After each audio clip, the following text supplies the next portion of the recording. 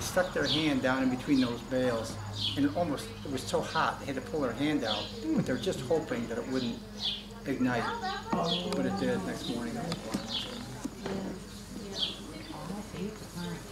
So it's important to get that hay in before it rains, right?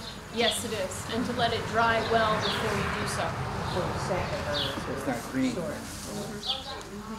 Oh, that's interesting.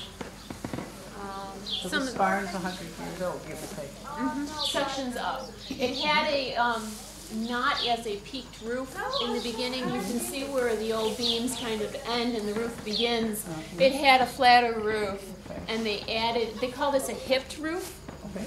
And that was added so that there would be room to store the hay and straw above the cows. And you don't ever have to heat a barn because of all the insulation of the hay and the straw above the cows.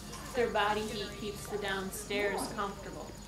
Well, I've seen people put it around their foundations of their houses. I've seen straw hay bales, you know, in the winter. It's interesting that you have all this hay in here, and that you look and you drive by the roads, and most of the hay is wrapped up in something or other left out there. And according to what we've been told, that is done because you don't have to your insurance is cheaper if the hay is outside instead of in here like this. Okay. That I can't speak to because I don't know.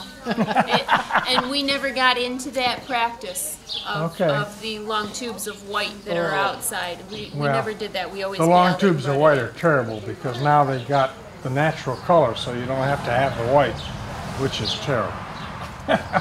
Looks like giant intestines.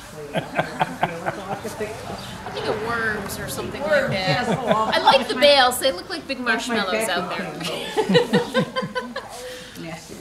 Some of the other things that I have on here is that in 1921 we had anthrax.